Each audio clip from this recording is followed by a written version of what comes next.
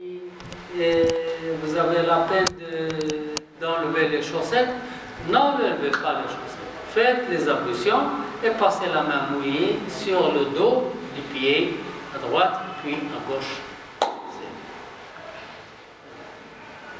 Et vous gardez les chaussettes pendant pas plus qu'un jour, pas plus que 24 heures.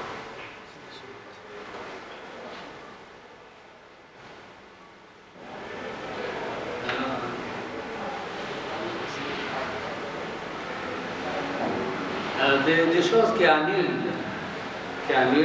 les ablutions, muqtalats. Elles sont au nombre de 5. Tout ce qui sort par les deux voies naturelles, c'est-à-dire l'urine, les gaz et tout, annule les ablutions. Vous connaissez ça.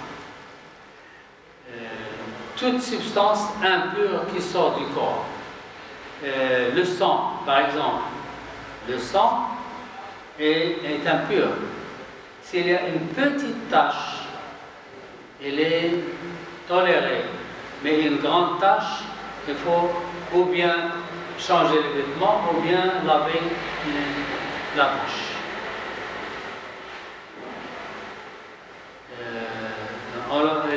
Les choses qui sont impures, qui sortent du corps, sont le sang, l'urine, les selles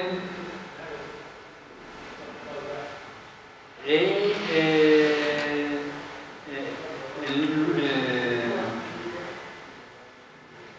le sperme est pur.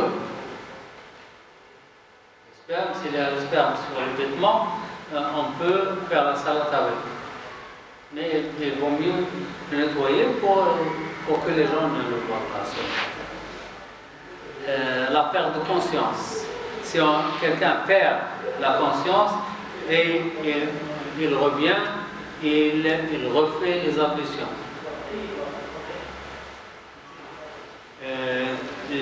Toucher les parties intimes avec la main, avec la main nue, soit gauche, soit droite. Si on touche les parties intimes avec la main nue, avec la paume de la main. Avec la paume, oui, avec la paume de la main, nue. Si vous avez un slip ou une culotte, il n'y a pas de problème. Ou une serviette, il n'y a pas de problème. Mais si on le touche directement avec la paume de la main, il faut faire des ablutions. Et l'apostasie, bien sûr, lorsqu'on quitte la religion, on dit « je ne suis pas musulman ». Et on revient, il faut faire les grandes ablutions.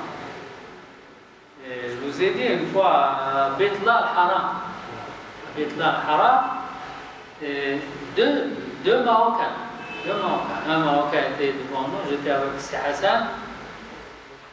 Un Marocain était devant nous et il était obligé de bouger pour ou bien boire ou bien faire les ablutions. Il a laissé les zarbiya comme ça, le tapis. Et lorsqu'il est parti, un autre Marocain est venu et il s'est assis sur le tapis. L'autre, il revient, il dit c'est ma place. Il dit nous sommes tous musulmans, hein. Assis à côté de moi. Et il lui dit non, je ne suis pas musulman. Lève-toi. Ça c'est dangereux de dire je ne suis pas musulman. Et dans Beit-la en plus, devant le Kaaba. Je ne suis pas musulman. C'est dangereux, il faut savoir ce qu'on dit. Celui-là, il doit faire les grandes ablutions. C'est Shaitan, ça. Oui, Shaitan. C'est le conseil, c'est la colère. Oui. Le conseil de Shaitan est vraiment... Un compagnon du prophète sallallahu alayhi wa sallam est venu chez le prophète et lui dit donne-moi un conseil. Il lui dit ne te mets jamais en colère. Lui, le prophète sallallahu alayhi wa sallam était le docteur, il donne ce qu'il faut à chacun. Il sait qu'il se met en colère très souvent. Il lui dit ne te mets jamais en colère. لا تغضب. Très simple, très court, très simple. لا تغضب. Il a demandé de lui rajouter. On a répété la même chose 3 fois. Oui, 3 fois. لا تغضب. Parce que lui, c'est ça son problème. Oui, parce qu'il sait qu'elle est nerveux. Il se met en colère. Et quand il se met en colère, il va dire des choses, des atrocités, etc. Ne te mets jamais en colère. Et puis il dit, si quelqu'un se met en colère, s'il est debout, qu'il s'assoit. S'il est assis, il s'allonge. Ou il va faire les ablutions. Quand il fait, parce que quand Shaitan il court dans les veines comme le sang, comme la circulation du sang. Et quand quelqu'un est touché par Shaitan, il devient chaud.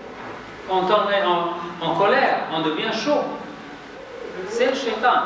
Alors qu'est-ce qu'il faut faire? Il faut refroidir, il faut faire les ablutions. Les ablutions refroidissent la personne et il se calme. Muawiyah ibn Abi Sufyan était roi. Il était roi, le premier roi en islam. Muawiyah ibn Abi Sufyan. Mais il était gentil, halim. Un homme est entré, il lui a parlé d'une façon agressive. Et Muawiyah devient en colère. Et il devient rouge. Et on voit qu'elle est très en colère. Il n'a rien dit. Il entre chez lui. Parce que le palais, il entre chez lui. Quelques instants plus tard, il est sorti et les gouttes d'eau tombent. Il est sorti mouillé. On lui a dit, qu'est-ce que tu as? Et il a dit, il m'a fait en colère, il me rend en colère. Et je me rappelle le conseil du prophète, et j'ai pris une douche. J'ai fait les grandes ablutions. Et je suis revenu calme. Et il n'a rien fait à cet homme. Autrement, il lui coupe la tête. Autrement dit que, par exemple, toujours pour entrer en colère, ça crée problème de corps. Normalement, c'est pas scientifiquement, ça crée des problèmes de corps. Mais il ne va pas toujours être en colère. Ça va. Je ne sais pas comment dire ça. Le corps souffre avec chaque fois que la personne est en colère, ça va créer un problème de corps. Oui. C'est pour ça que parfois il y a plus de maladies du corps. Quand vous êtes en colère,